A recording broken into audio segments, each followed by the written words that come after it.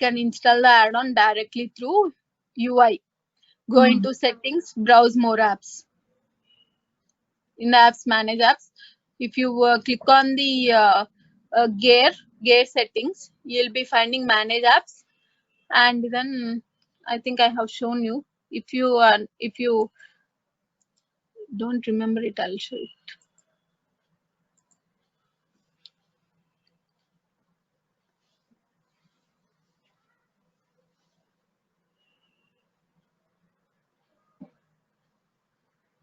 Installing an app through UI is very easy. Okay. Here, the settings.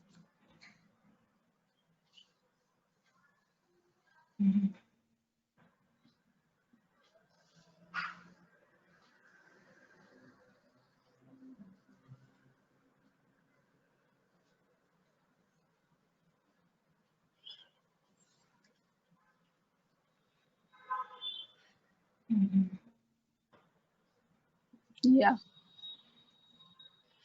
If you click on the settings, here, browse more apps. You can browse for apps. It will be directly routing us to Splunk.com. See here, COVID-19. This is a new app I'm seeing now. This app is updated about once per day. Okay, it will show us the latest data, it seems. Okay. Wow, interesting. Splunk is so advanced, it is showing us the different things. Oh, interesting. Do you know that there were 63 new COVID-19 cases in India today?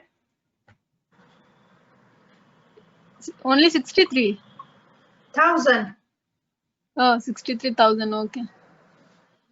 That's like it's common because initially I used to see the news daily, and I'm seeing okay 200 cases increased, okay 300 increased, okay 400 increased, and from the fifth day onwards I stopped watching TV because daily there are thousands of cases increasing, and I lost interest to see the cases numbers also. Many cases are coming, and I heard that okay, vaccine got success and it will be released in some September or so. Who made the vaccine? India? US already has tested it since no Trump has tweeted. Okay, so they're gonna buy it from the US? Yeah, maybe. Otherwise, in India also some trials are going on. If they got success, they'll sell it here itself. But if they didn't success, then definitely they'll ask from US or some other countries. Okay, we'll see. I mean, you know, realistically, they say that it's to test it and to, you know, make it work. It's gonna take a minimum. Usually, when they, develop vaccine, and it's accurate, for it to be accurately targeting the same type of virus, it takes usually 2 years minimum. They said, like, Dr. Gupta and all that, but they're rushing now because they just want to be able to sell, make money. So I don't know. It's just so scary though, the number of cases. Like that's crazy. 63 in one day. Yeah, seriously, very tough. I mean, with the population, I understand, over 1 billion, but still it's high. Because if each one of those 63, if it infected another person, that's double in one day. Yeah, seriously. Anyways, there's a lot of unknown stuff.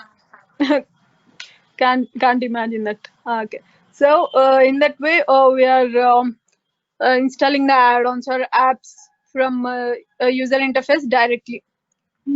Otherwise, you can install, you can download the file from Splunk base. You can extract in our system, and you can also add the same folder in etc apps. And you should restart the server, so it will reflect all the configurations which you have added. Okay. And the next one is forwarder monitoring with the DMC. DMC can provide valuable information. All this, whatever you are defining in Splunk, you should monitor everything in monitoring console. In the settings, I have clicked on the settings and go into monitoring console. See settings, monitoring console. So here, if we are defining each and every app configured here, then you can see the resource usage, and in the search activities also you can see. If your app, suppose your add-on is having lots of things that are running in the back end, so everything you can monitor it. Okay. The DMC provides valuable information. Once it is enabled, it runs a scheduled search to build a forwarder asset table. You will need to configure here. Go into forwarders and then forwarder monitoring setup, some scheduled frequency. So whatever the forwarder is giving the throughput or how many events it is sending, and what is the workload, what is the license it is being used, everything can be monitored. And if it is affecting any workload of any other searches you have, or everything can be done here in the DMC. And you can see the aggregation or the statistics like this. If you see here he has shown the aggregation, the events, the event count he has shown KB per second, the events per second, the KB per second if you see on the y-axis, and the time. So how it is increasing and how it is getting reduced.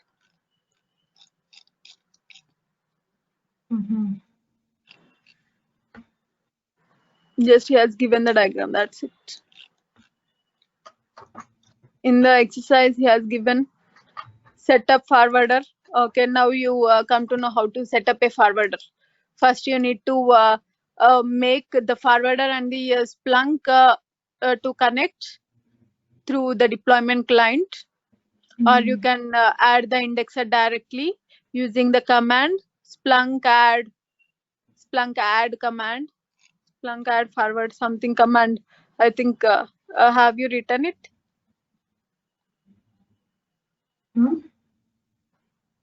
What? For connecting the forwarder and indexer, you'll be adding some command. If it is through UI, if it is through CLI, command line interface, you'll add some command. Otherwise you'll be defining inputs and outputs.configuration file. Okay. Yeah, outputs.configuration file in the forwarder, where we'll make the forwarder to send all its data onto outputs, and in the inputs we are defining with the TCP port and everything in the receiver. And then DMC forwarder status you'll need to check. That means the Splunk status, whether it is up or down, and whether the forwarder is connecting properly. You'll be getting the internal logs from this forwarder. Index is equal to _ internal, host is equal to the forwarder name. Okay. Setting up forwarders, yeah, that's all. Forwarder management, the next one is. We'll stop it here, or next one, everything he'll be covering about deployment server. Most of the thing is on deployment server. Okay.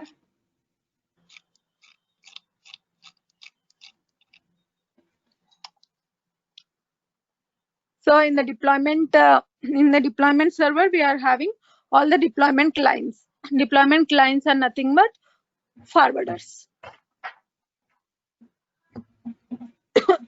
Sorry. So he's describing Splunk deployment server, and then he'll be explaining what is forwarder management, and forwarders to be configure forwarders to be deployment clients. When the forwarders are connecting to a deployment server, then it will become deployment clients. Deploy apps using forwarder management. How we can add the apps. And in this module, he'll be explaining how we can configure the forwarder through UI. Initially, what we have did when we are seeing the previous classes, we have defined everything in the server class, and in the server class under whitelist, we are adding the server details. And after adding the server details, we'll be adding all the apps inputs, props, and outputs, which has to be deployed on the forwarder. But here in this module, he'll be explaining how the universal forwarders are added over UI, graphical user interface.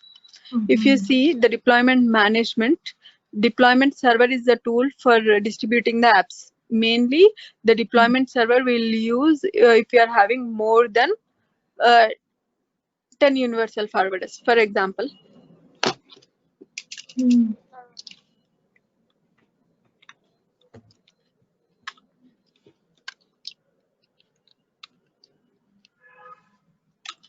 We are having initially I have shown you the server class where we are deploying the apps onto forwarders, but now I'm having only 10 universal forwarders. So if I'm having 10 universal forwarders, I can manually add the apps. I can manually add the apps onto universal forwarders without any issues. At this time, I will not have any deployment server. No deployment server. So, okay, 10 forwarders is fine. I can add all the apps manually onto forwarders, universal forwarders. That means I'll log in into universal forwarder and I'll add all the apps. That is fine. Now I'm having 20 universal forwarders. At this time also, I'll try to add manually. I don't have any issues adding manually. Now I'm having 200 universal forwarders. So will it be possible to add all the apps logging into 200 universal forwarders and adding the apps? No. Now at this time, I'll make use of deployment server. DS comes into picture.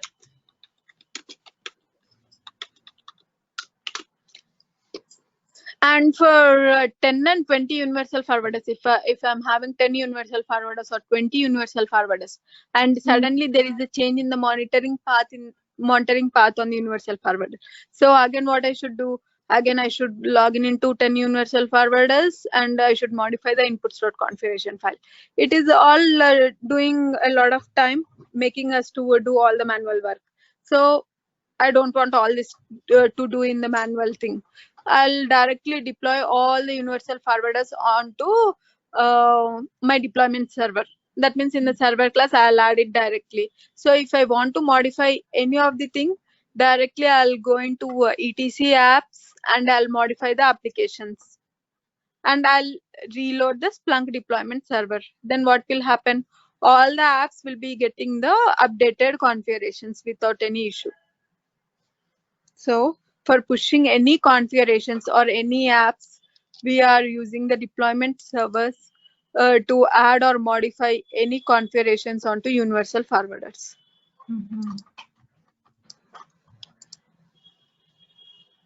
Allows you to manage remote Splunk instances centrally. And we can also add all the all the Splunk instances also connected with the deployment servers. So what will happen? Now from the deployment server, I'm writing outputs. In the outputs, what I'll write? In the outputs, I'll write indexes. Now what is happening? The universal forwarders are sending the data to outputs indexes. So my indexes has also to be connected with deployment server. Just a connection has to be created between deployment server and indexes and universal forwarder and indexes. Everything is controlled by DS, deployment server centrally. Okay. Yeah. I didn't understand when you said about the inputs. What do you mean by that line, the last line? Outputs. I mean the outputs, yes, the outputs will... No, universal forwarders, what all the configurations we are writing, inputs, outputs, the main things. So inputs for getting the data from the input monitoring path, and outputs where the data has to go. Oh, okay. I was thinking So something different. yeah, indexes are connecting to deployment servers. When universal forwarders are connecting to deployment servers, my indexers are also connecting to deployment servers. Everything is connecting to deployment server to push the configurations to any of the Splunk instances also. So now DS is nothing but centrally defined the server in Splunk, or it is the heart of the Splunk infrastructure. And remember, it is the heart of the Splunk infrastructure only when your infrastructure is huge.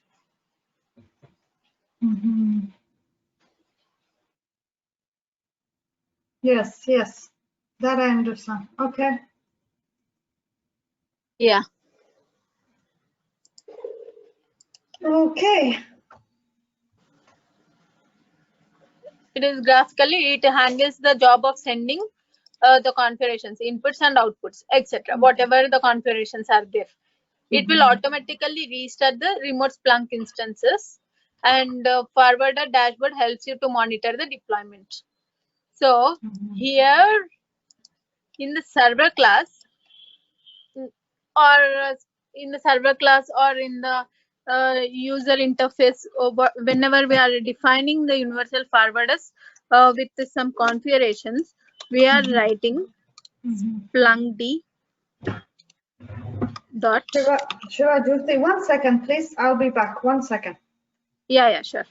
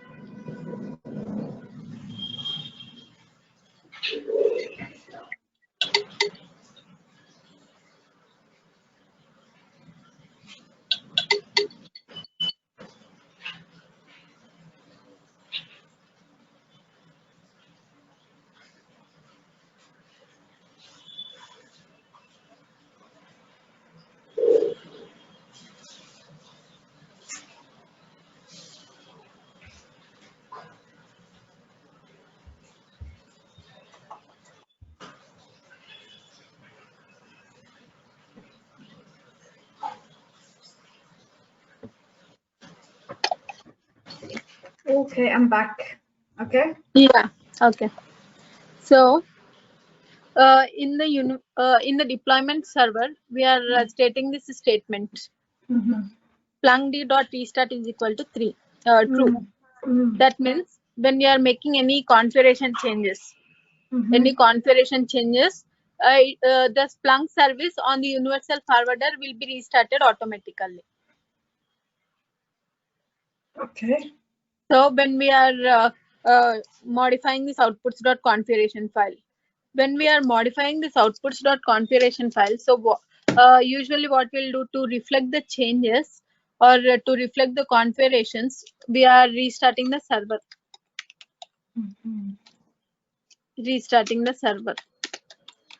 But in the deployment, when we are modifying something, the configurations, either it can be configurations, or either we are adding an application.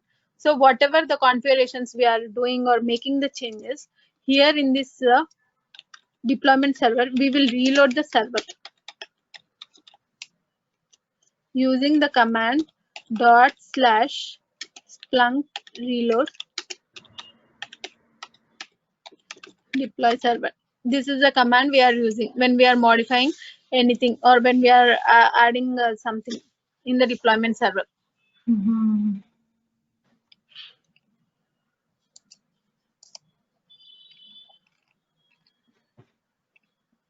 Yeah, as I said, this is the centralized configurations. It is used for managing the Splunk configuration files, and it will identify clients and subscribe them to server classes. So whatever we are defining, everything will be in the server classes.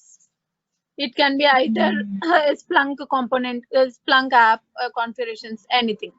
Each deployment client is nothing but forwarder, holds the server and then pulls the apps it is subscribed to.